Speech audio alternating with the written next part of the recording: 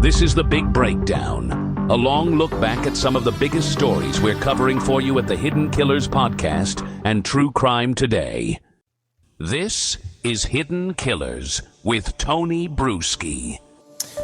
The bridge guy, that's been a big piece of the Delphi murder case against Richard Allen from the beginning, despite it doesn't really look like Richard Allen at all. But it's been presented in a very ominous way all of this time, in a way where we hear and see on the screen this bridge guy ominously saying, "Down the hill," while he is behind the girls on the bridge. The reality is that never happened. He didn't say that ominously behind the girls as he was walking along the bridge. No, he actually said it in passing, as the girls had already talked about wanting to go down the hill. This is a crazy, crazy video now that we've seen it in its entirety. I know you saw it in court, Bob. They played the whole thing, correct, in court? They did. Okay, so that at least was there. But leading up to this, all we saw was this 6-second edited version that was played over and over and over, and they said, this is, the bridge guy's the killer. I got questions about how we even came to that conclusion, too. Before we dive into it, let's play the bridge guy video in its entirety, and then we will discuss. We're going to put it down over here to a full screen, and let's watch it. Here we go, and listen.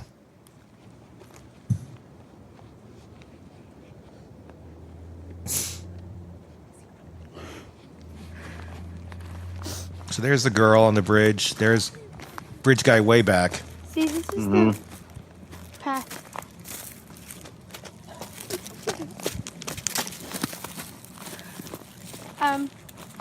There's no path going there, so we have to go down here.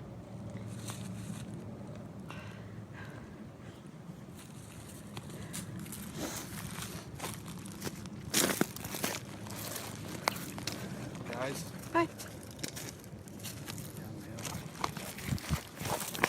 Let me break that down a little bit in case it was hard to hear. There's no path going there, so we have to go down here. The first person to say they want to go down the hill is the girls. It is not Bridge Guy. Bridge Guy is not like pressuring them to go down the hill. He's not like chasing them or stalking them. He looks like he's just a guy off walking on a day when there's probably a lot of people out there walking because it was a warm, late winter day. And then you hear him pass them, and he does a friendly, "Hey." And they're looking down the hill, and he goes, "Yeah, down the hill." Which I think I would do too. If you're walking out in the woods and there's two girls looking confused as to where the path goes, and they're pointing and looking around, and you know where the trail is, yeah, down the hill. There it is. And you keep going your merry way. But somehow that, which we've now finally been allowed to see by the powers that be of Delphi, the magical Oz, it's not at all what was presented to us for the last however many years. Bob, what's your reaction to this video now that you've got a chance to see it outside of court and had a chance to like review it more in depth? Yeah, I was paying attention to you right there, but I sent you a version I think has better sound. Okay. That maybe you want to plug in where we watched that. It's got significantly better sound. I had some people up the sound. Okay. And send it to me.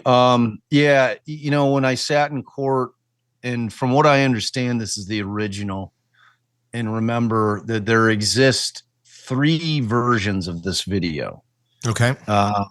4 if you're counting what they put out to the public, the 3-second clip of just Bridge Guy that was all grainy where you can't make out anybody's face. But this apparently was taken directly from the extraction of Libby's phone. So what we also saw was what they called a enhanced version of it. And then finally they showed us what they called a stabilized version. Now, when I first saw this, when it was released this week, I could not remember. I'm like, is this, I was hitting everybody up that was in court with me during that trial. I'm like, is this the original? Because when I watched the original in court, and I have all kinds of people saying, Bob said he couldn't see the Bridge Guy. And when you're looking It's something that you've been waiting to see for 7 years in a court from 50 feet away on a 55-inch screen, and you're trying to soak in everything. Like when you look at the beginning of that video, where now when you can watch it over and over, you can see that he's behind her, but she's kind of shielding his body initially until there's like Libby pulls back a little bit, and then you can see how far he is behind her. Mm-hmm. Like I didn't see the dude initially. So then I'm kind of like, you're trying to take it all in, and you're like, wow, and then when I finally do see him, I thought he looked to be 10 yards back, maybe 30 feet behind her.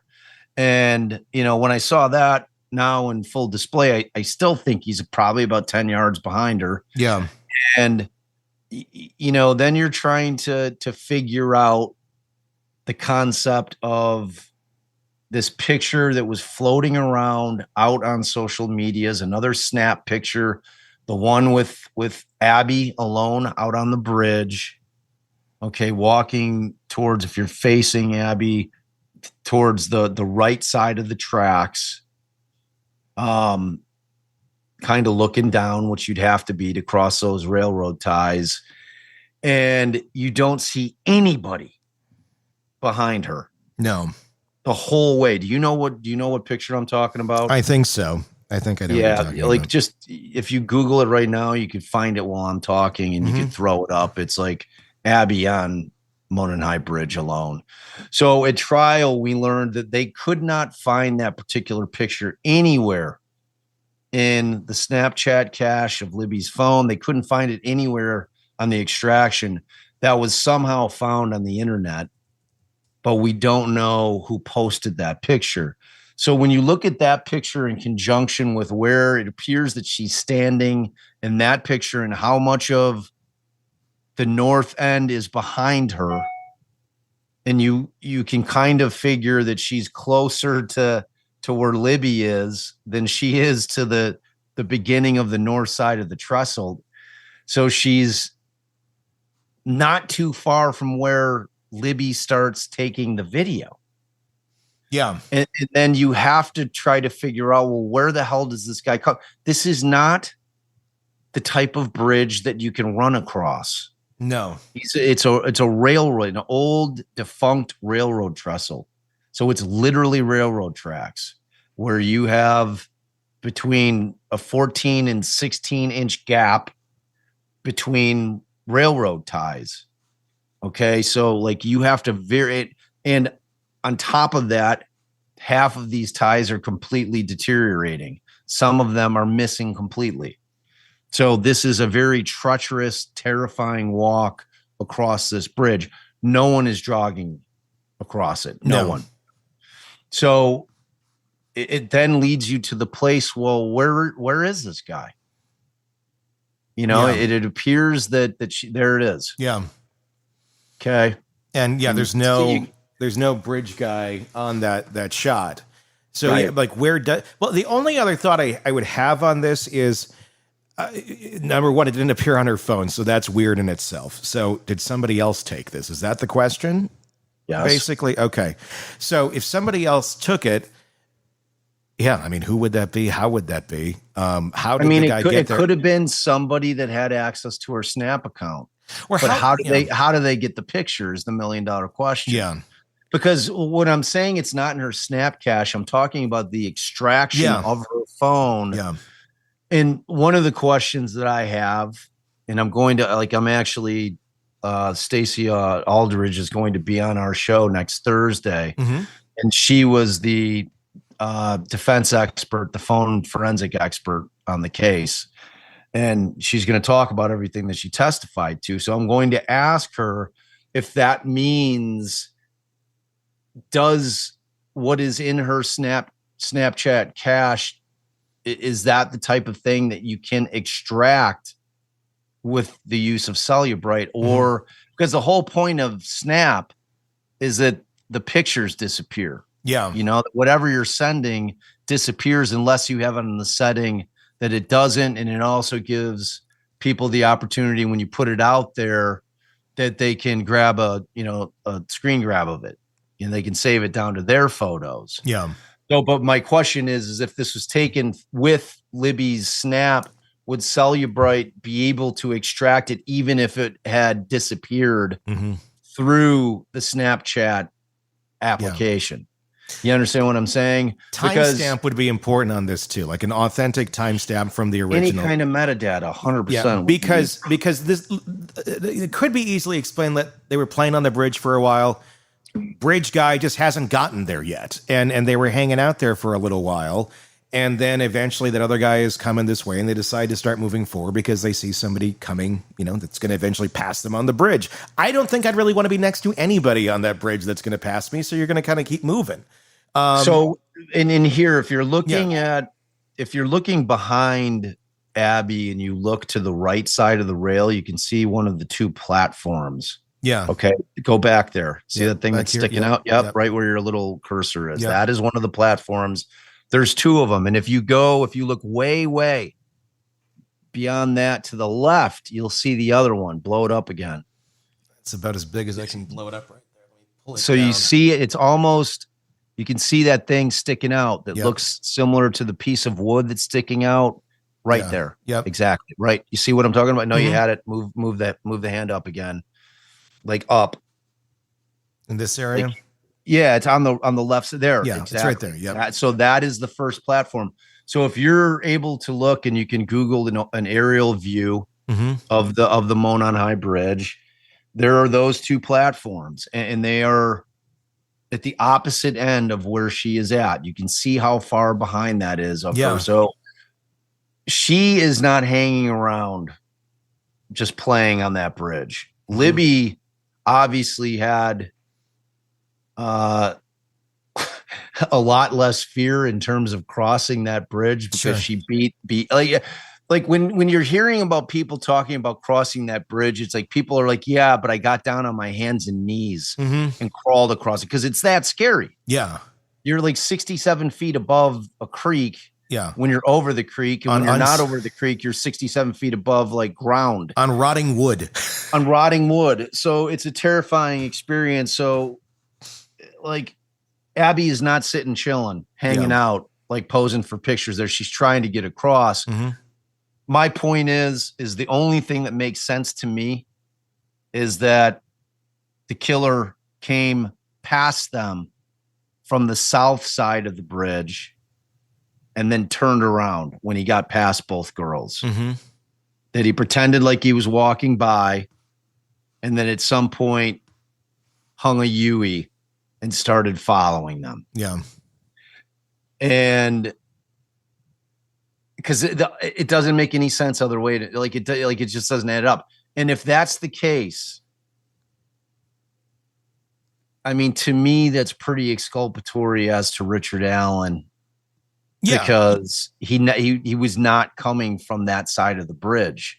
Like that side of the bridge, where you'd park to get there is a long distance away from where Allen said he parked and from where the police are saying that he parked, which was the old CPS parking lot. Yeah. So like this is at the opposite end of that. Okay. So it doesn't really work for me in terms of it being Allen if they're going to stick with, well, this is where he parked and, that's where he was waiting. And then he's following him down the bridge. Because where is he in the other picture? That other picture tells the tale. Because what I'm saying is that the amount of time that it would have taken Abby to get to where we see her jog past Libby, because at that point she's clearly over where there's peril. Yeah. Like, because this track runs, it continues to run just normal tracks once you finish crossing the trestle itself. Yeah. You know what I'm saying? So, and then as soon as she got like right to the end of it, like anybody, when you're doing something like pretty scary and you kind of get to the very end of it, you kind of like rush your way through it and get to safety. Right. I mean, that's a normal thing to do, which is exactly what she did. Yep. And, so we know that she's pretty close to that end and there's just not enough time for that guy to make up all that space, all that distance in the time that it would have taken her from where the picture that you just showed to where she gets to safety, to where Libby's filming. So I mean, for me, it just raises a ton of questions. Obviously, everybody on there, that's watching this thing is trying to figure out exactly what's said. You've got that confirmation bias thing where people have said, "Oh yeah, oh that's a gun," but then, like I'm hearing people. I asked like Grok. I'm like, Grok, pretend like you're a court reporter and you're watching this video, and can you give me a transcript of what's being said? And Grok's like, I cannot do that. I don't know. I am just a robot. I can read what the transcript, and it's like, so, there's going to be people that are going to be trying to break down exactly what is said, because there's, and the way I don't, do you hear a gun being racked? No. See if you can put up, like, I got the it. video I got yours. sent? I got yours. Let's take a look at it. Throw it up there. Let's see. I think the sound's significantly better. Here we go.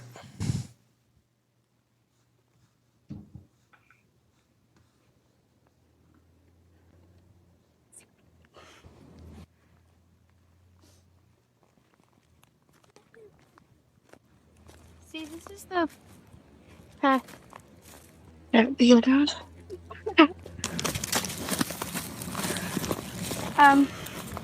There's no path going there, so we have to go down here.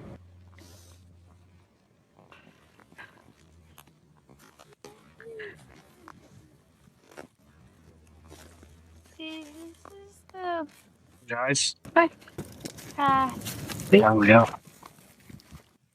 You down?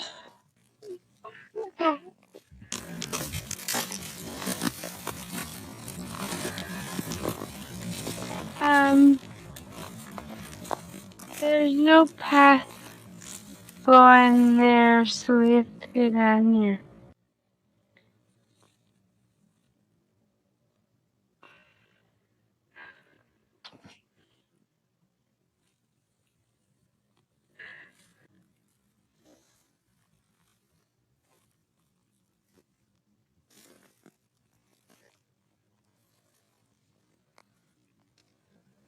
Guys, Bye. yeah, we go. So that video, it looks like it repeats, right? It's not just Right. That, like, I think my buddy made it like repeat 2 times. So it's a 43-second video total. yeah. And like I don't hear a gun rack at all. No. But in that particular video, I've got another one that I'm going to send you to, that you can check out when we're done. All But in that one, you can hear the rocks crunching Yeah. under her feet Mm-hmm. a lot more. And there's this point in time where he asks a question, or she's saying she talks about the path 2 times. Mm-hmm. Okay, and the first time she's like, I forget what she says. Here, go back on it, and it's before the second. To play it in regular speed. Let me play the one I have, the original, at regular speed.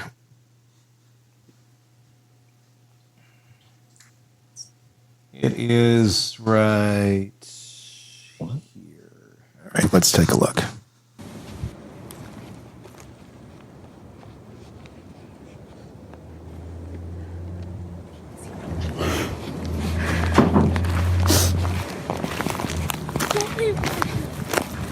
See, this is the path. You down? See, I'm not hearing the rocks crunching on yours either. I am. Oh, you are? Yeah.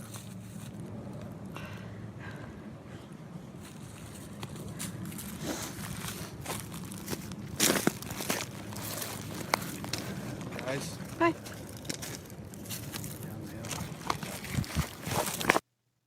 And that's it. It's just there's a rock crunching, but they're trying to debate how to get down the hill, and then he goes, "Hey guys, down the hill." Almost like, are you trying to figure out how to get down the hill? I mean, again, I don't get anything out of that where it's like he's trying to pressure them to go down the hill. It just seems like somebody passing by and like, Oh yeah, down the hill.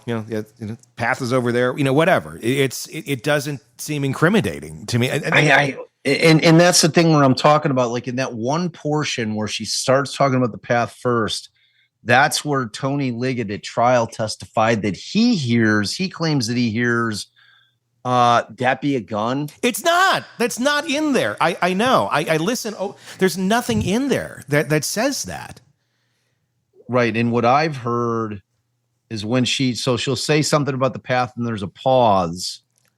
And then the question is that Abby who says something, or is that Libby finishing what she's saying? Yeah. And then she talks about the path again. So I don't know. I watch this and I see nothing. I don't even know why there's this everybody's stuck on this being the murderer. Like, I don't know. Like, it's the only piece that they have from the last moments that the girls were alive, but it doesn't mean that the guy in that video is the killer. That seems like a very far reach that was made very early on that was simply just accepted and nobody really questioned it a whole lot. And I get kind of why the way it was presented to the public as this guy is telling them to go down the hill. He's not. They're talking about how to get down the hill before the guy even gets close enough for them to hear him. They're the ones that want to go down the hill. So you're saying guys is just like, hey guys, because they say hi. Yeah. It and seems like says, just a pleasant, you're just passing somebody on the woods and you see two girls that look kind of confused and they're trying to figure out where to get to their trail, which appears to be exactly what's happening. And if you know the trails and you walk around there and they're, hey guys, they're like looking down, down the hill. I mean, it certainly doesn't sound nefarious. No, it doesn't. People are like, oh, they sound terrified. I'm like, I'm not hearing that. They don't. They sound like, hey, the path isn't over here. That I would not, if I knew nothing about this case and somebody showed me that video, be like, and? What am I watching here? Two girls hiking and a guy? I mean, creepy looking bridge. But and that's what I'm seeing. Like when it gets out there that law enforcement is saying that they hear her saying that be a gun, like that begins to be the thing that you think you hear. And and it's like, you know what, the brain works. It's like that. Right. Exactly. It's like that Yanny Laurel thing. Yeah. Remember that thing like 5 years ago? Yeah. Like Allison hears Yanny and I'm like, what? Mm-hmm. Like, I don't hear anything even remotely close. It's clearly Laurel. Yeah. But it's just like, I don't know, man. It's how our brains work. It's out. Yeah. Now that it's out, there's going to be people that know a hell of a lot more about, audio files. They're going to be working to clean that up as much as humanly possible, doing the work that should have been done on this audio by law enforcement over the past 7 years. I'm going to play with it too. I haven't had a chance to do it yet, but we're going to put it into Audition and really try and massage this thing down. I just don't see where this, other than let's tell the public this. They edited the damn video. They moved the audio to a different place of where it is, and in the original, in the 6-second clip, to put down the hill at a very ominous place in the video where it just isn't. That to me is like, why are you doing that? If you're going to release just the little clip of the guy, then just release a little clip of the guy. If you want the part where you hear him saying something, then release the whole damn thing. But then you'd also have to contextually take out the two girls not sounding remotely worried or scared, and them actually being the first ones who are trying to figure out how to get down the hill before the guy even says anything.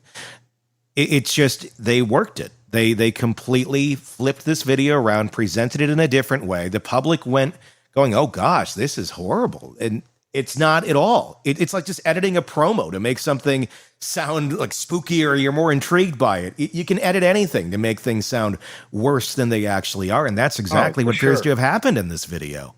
100%. I am and baffled. It's like, why aren't they, like, why did they elect to only put out that 3-second clip of just him instead of the whole video? Well, and you're trying, especially in a case that took years to finally go after anybody and get charges.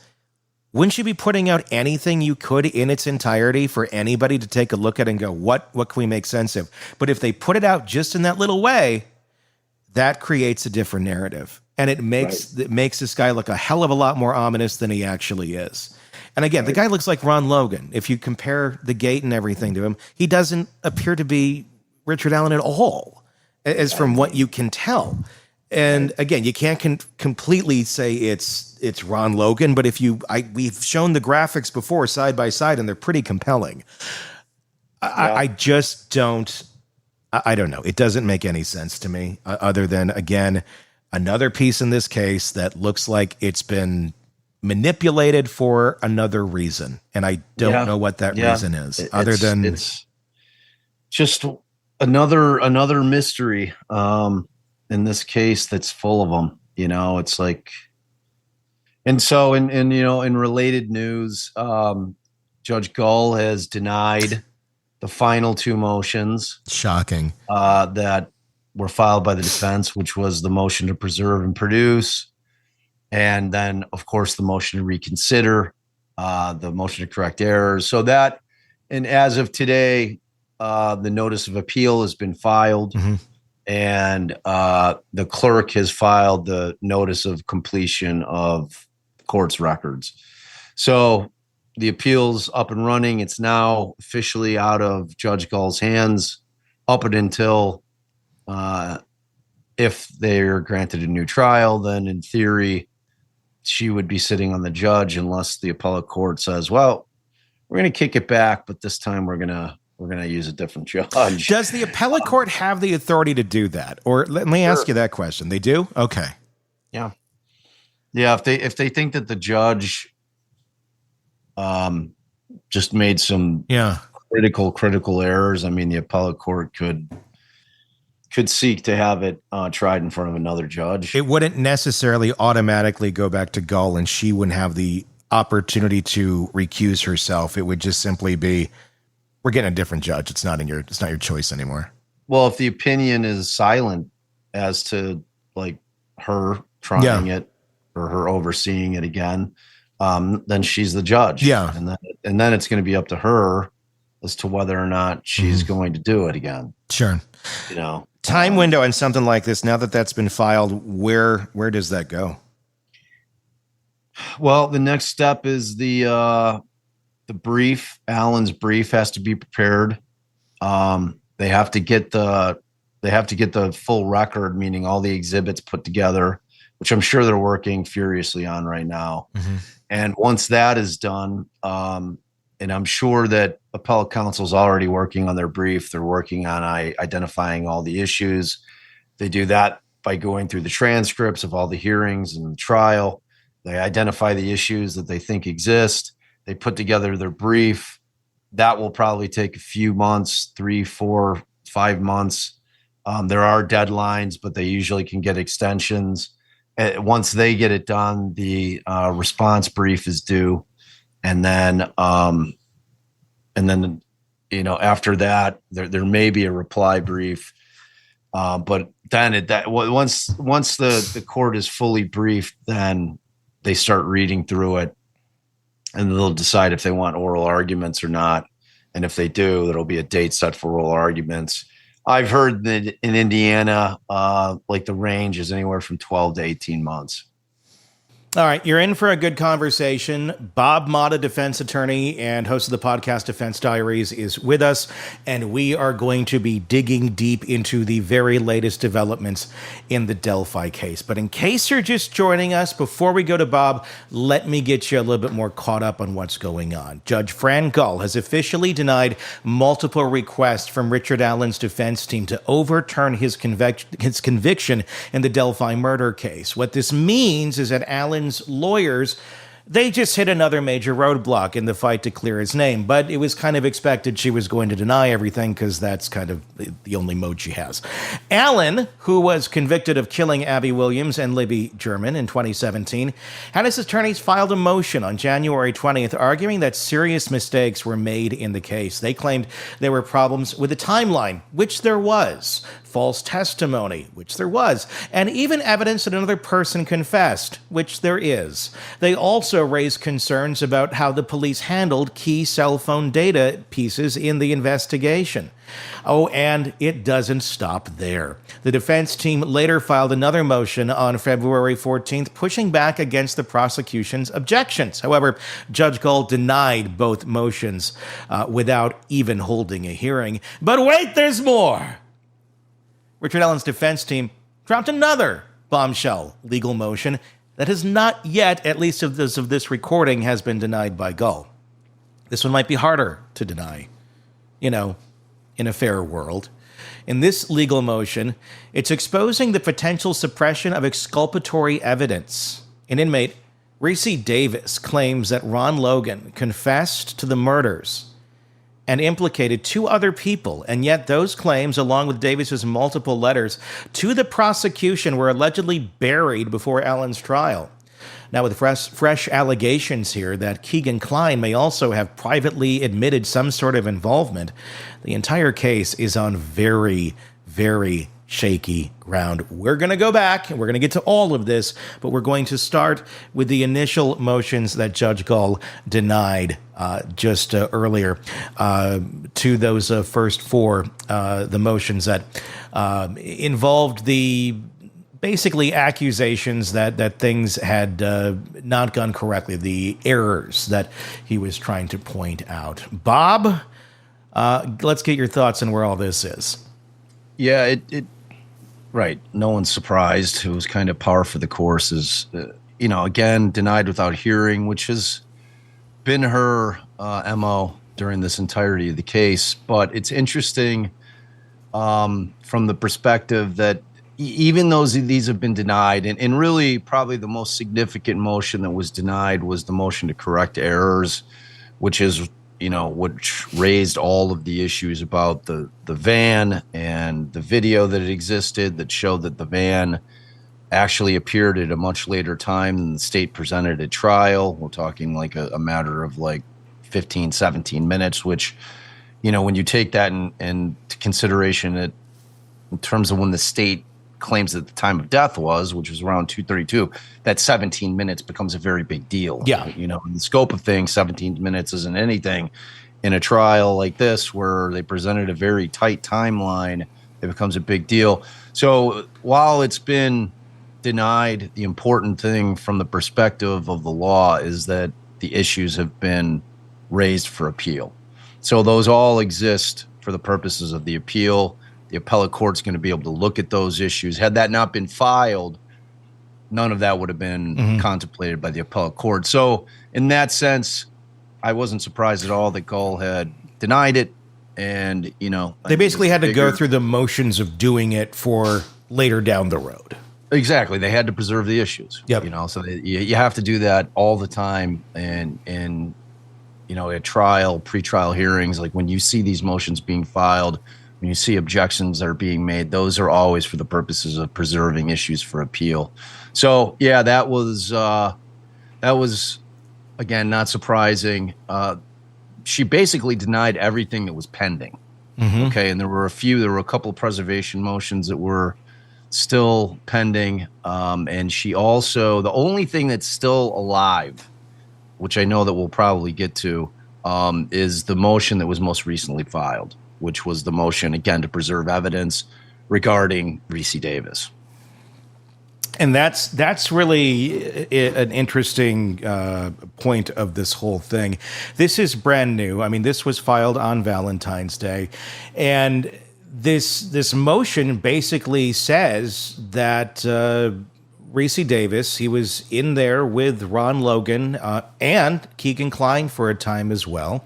Ron Logan, obviously the person whose property the girls were found on, who the FBI looked at and said, I think that might be your guy.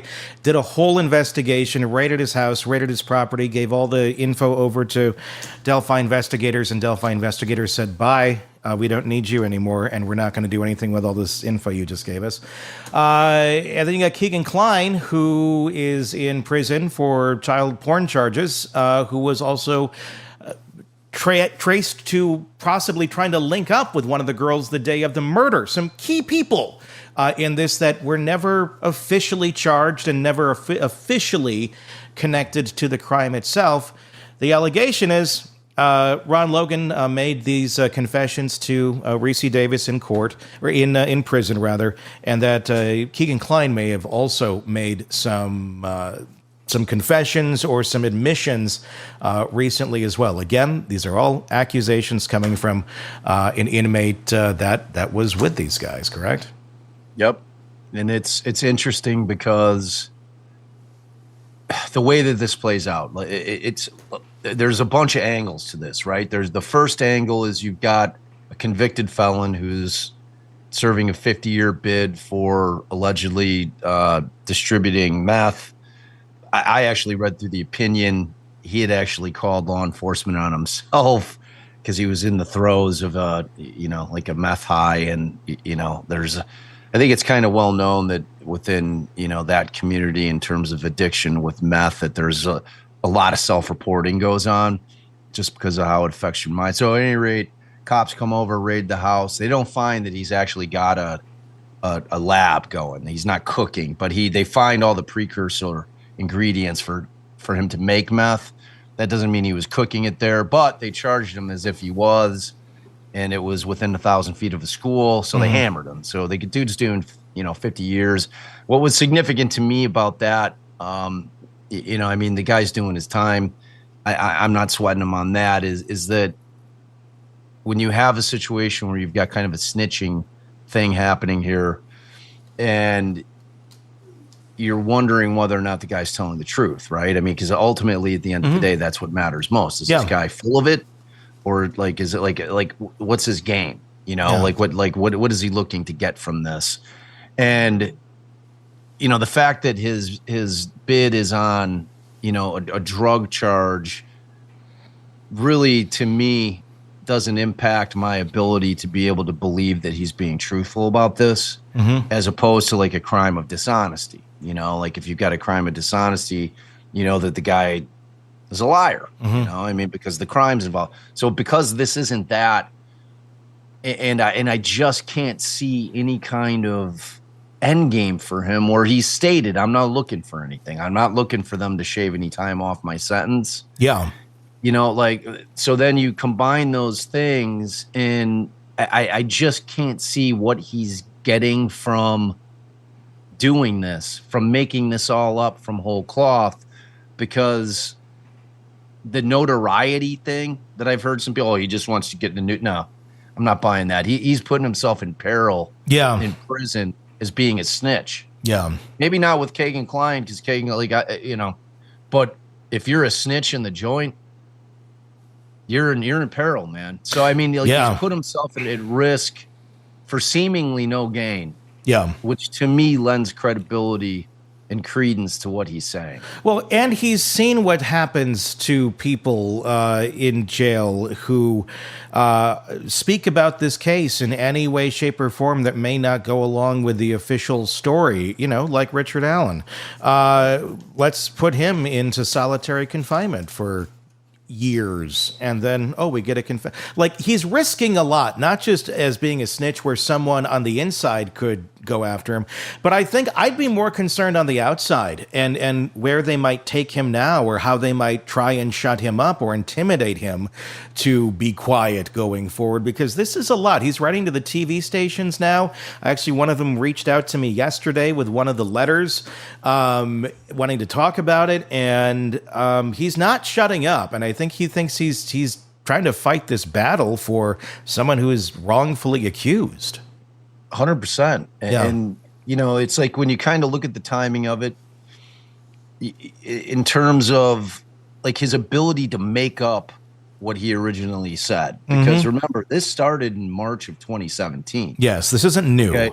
This isn't new. Like, so meaning that when he's talking about these things that Ron Logan allegedly told him about the girls being on the bridge, and that, like the whole animal story, and that they, he got him back, and that, he was worried that Abby was upset because he put his hand on her shoulder, and, how the whole thing devolved to where he felt like he had to kill the girls because he's on probation, and how he does it.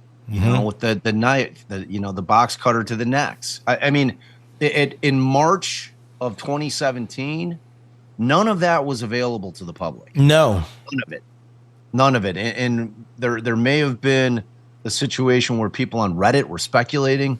Like there's always been allegations that were leaks that were made, but this dude's not privy to it. No, like he's in the joint at that point. This is way before the Franks memo. Yes. So like the point being that this guy didn't have these type of details to be able to fabricate this story out of whole cloth.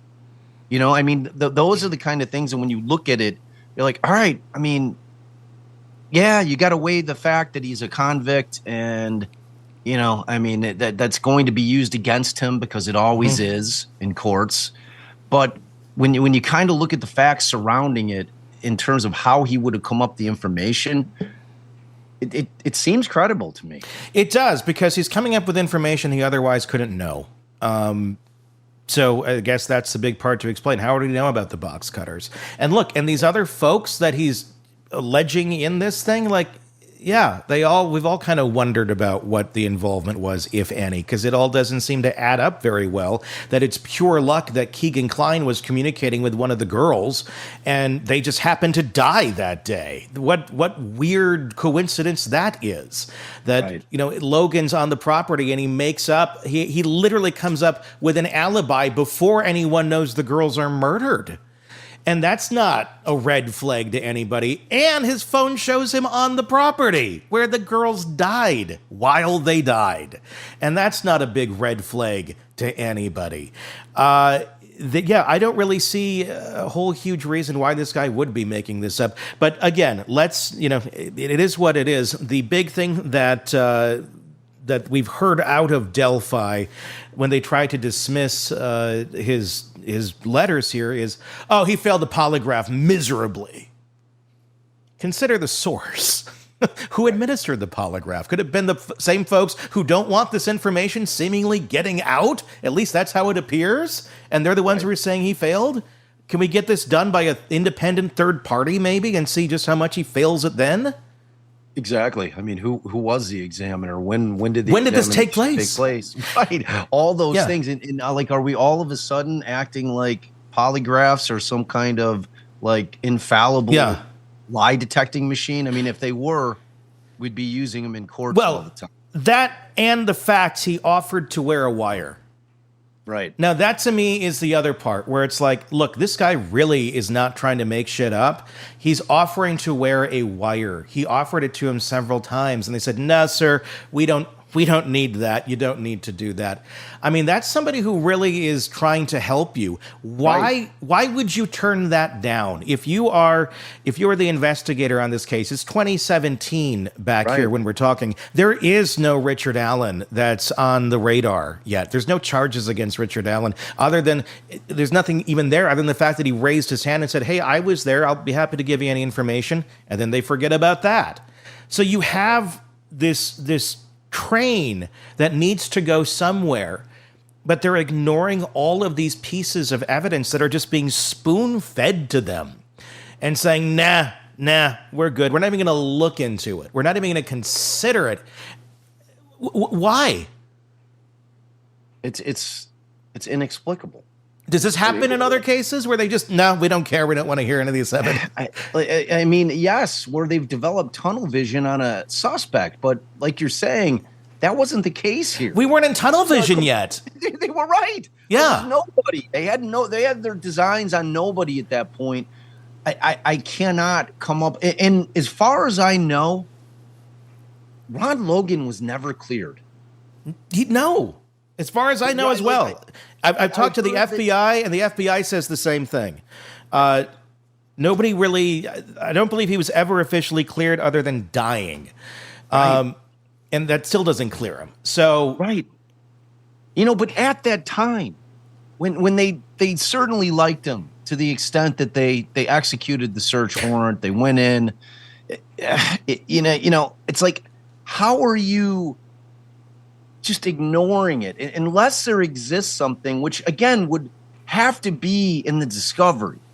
If there was a way that they said, you know what, due to the search warrant and what we recovered there, we're confident that this guy didn't do it. Like there would have been some semblance of evidence found on his property. And we feel, I mean, aside from the girls themselves, right?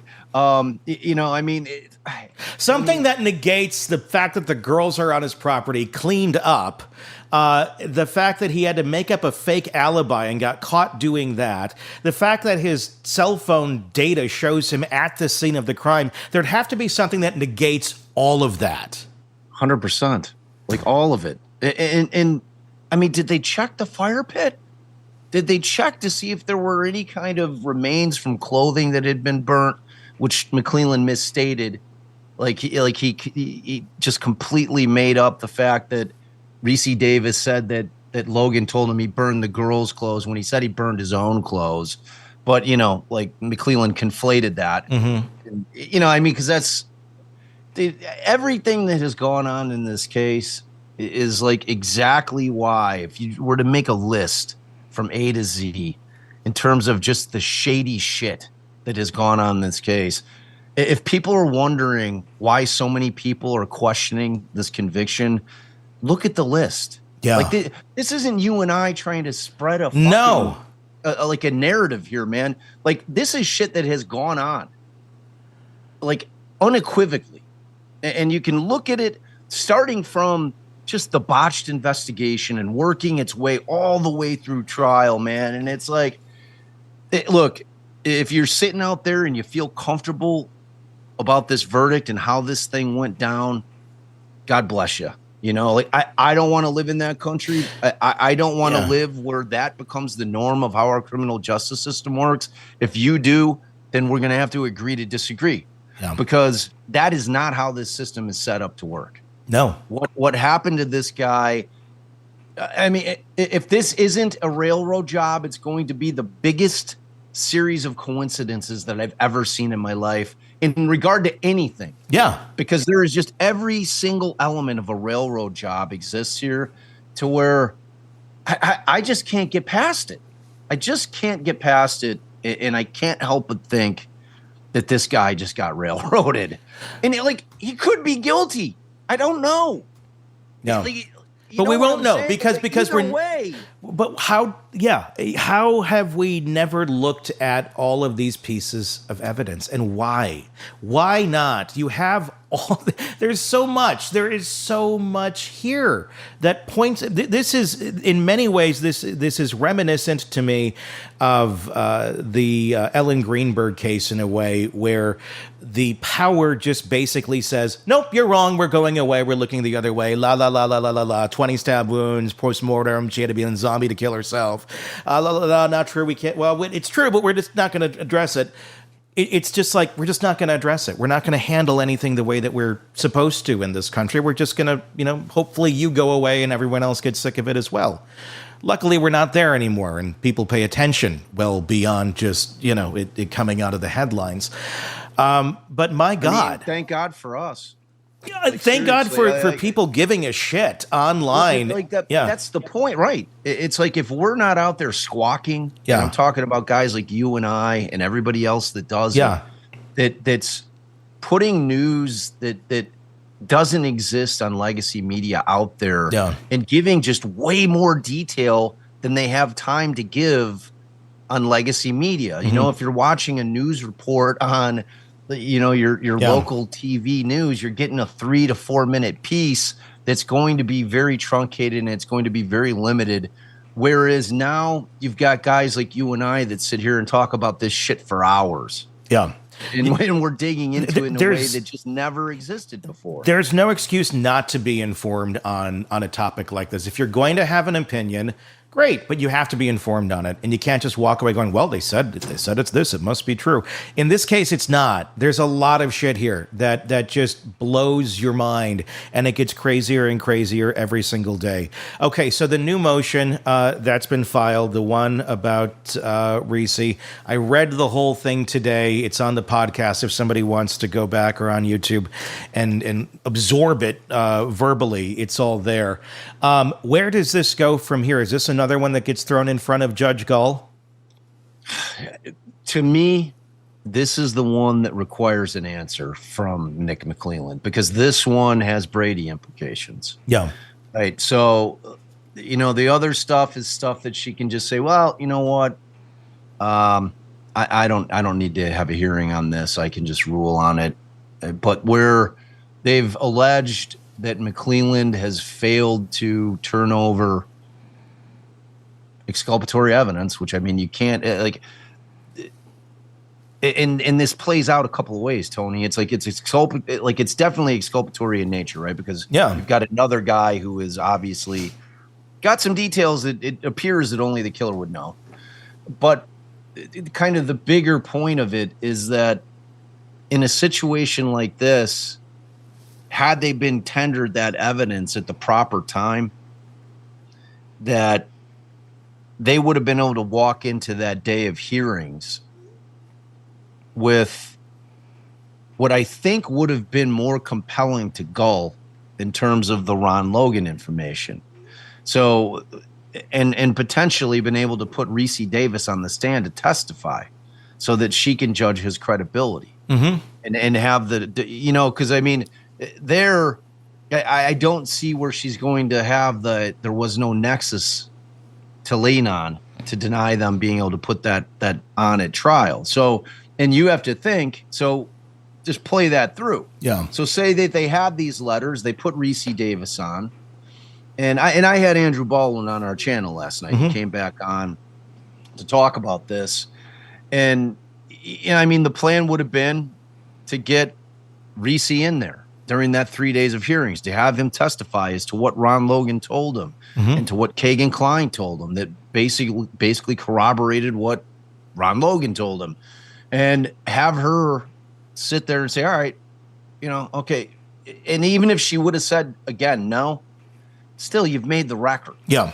You've made the record, which would make it even more implausible for the appellate court to look at it and be like, yeah, this guy got a fair trial. You know what I mean? The more that you could pile on the front end in terms of things that she just got wrong. And I don't know how she could say, considering that the girls were found on Ron Logan's property, that there was no nexus.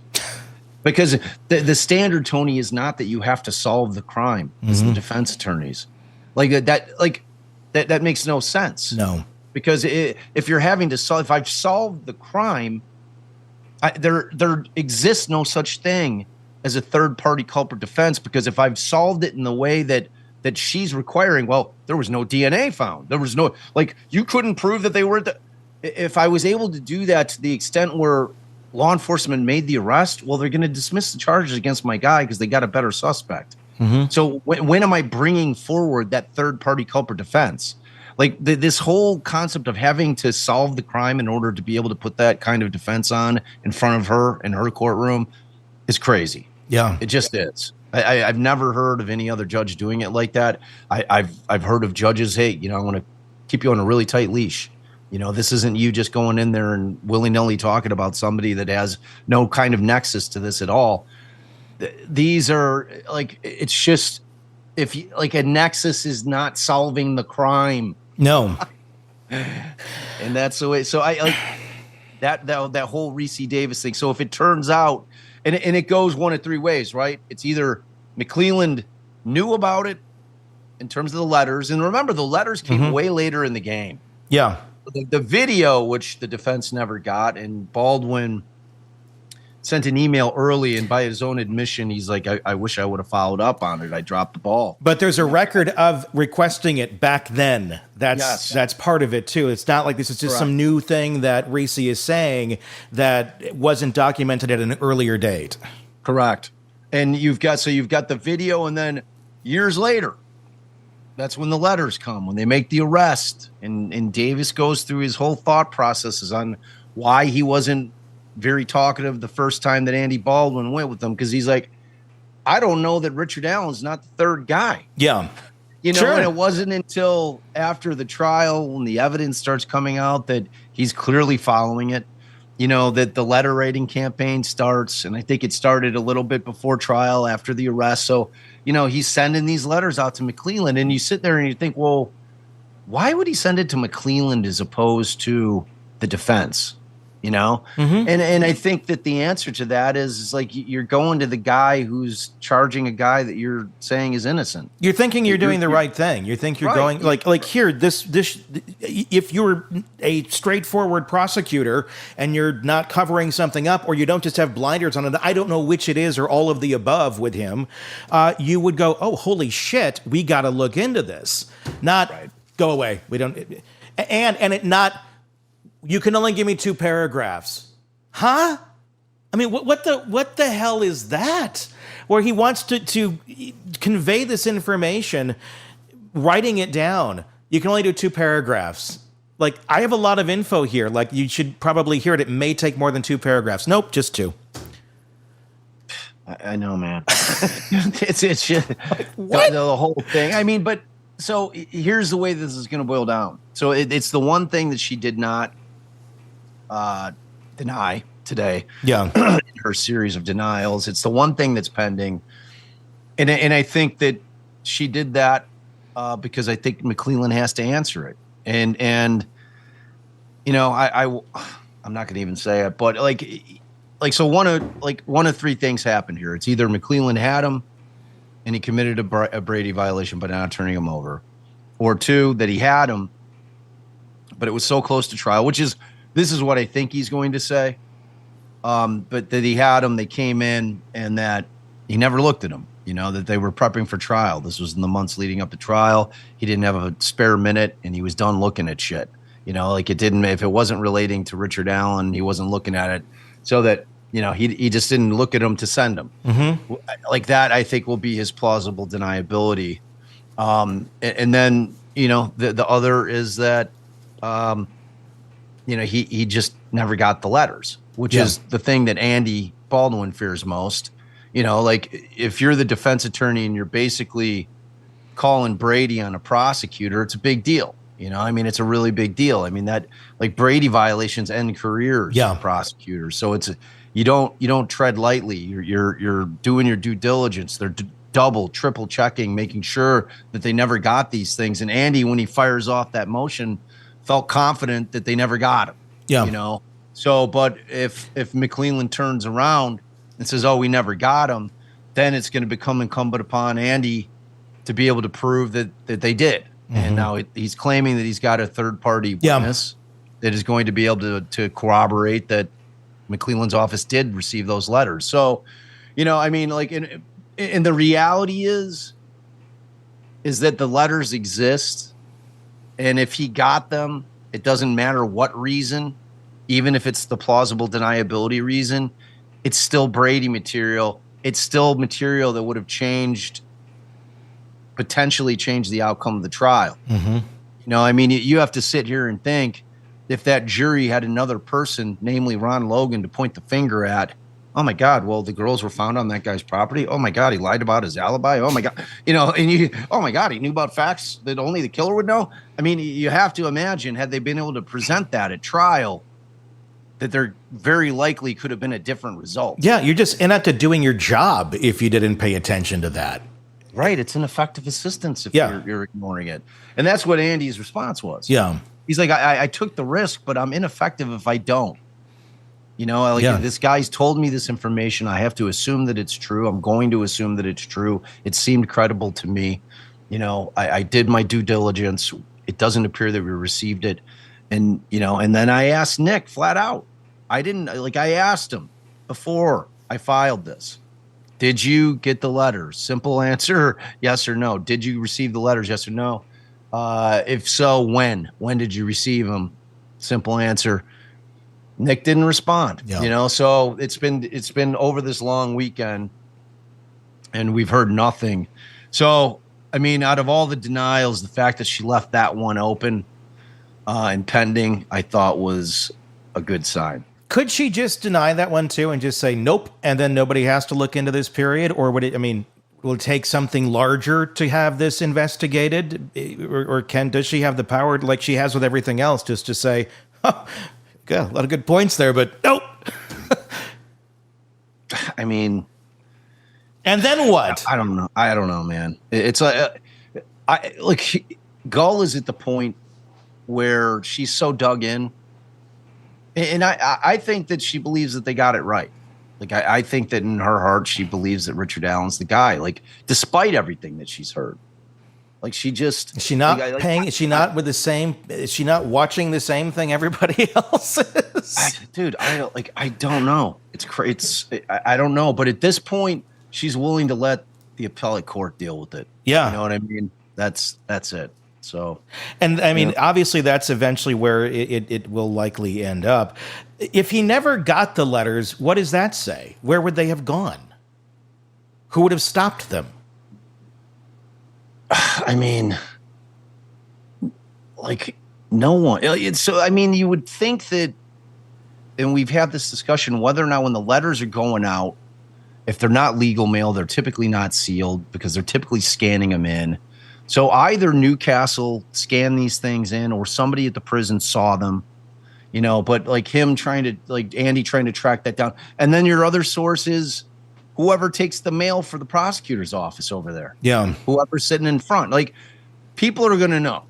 Yeah. Like, if they try to ghost the letters, like if I'm Cleveland, I probably made a bunch of calls over to Newcastle to try to figure out what their protocol is. If in fact he got him and just didn't turn him over, like his smartest move would be like, I got him, but we just I didn't realize that we had him. Like I was way too deep into prepping for trial. And if he were to come forward and make that admission and say, look, we just messed up, didn't look at him, what would the next step be? What would the correct, not say what's going to happen, what would the correct next step be if even the prosecutor says, yeah, we got them, they're here, we didn't do anything with them? I mean, the next step is that essentially you're relying on the appellate court to say, all right, well, this existed. It wasn't turned over, no matter what the reason. We're not going to say it's a Brady, but it existed. It's clearly exculpatory or potentially exculpatory. I think it gets him a new trial. Does Gull have any place in this process of it getting to an appellate court where that could take place? It's part of the record now. So if she denies it, it's part of the record. Yeah. You know what I mean? The mere fact that it was filed, I would hope that she would preserve or, order it all to be preserved. But, the bottom line is that thank God the guy himself is alive. Yeah. For now.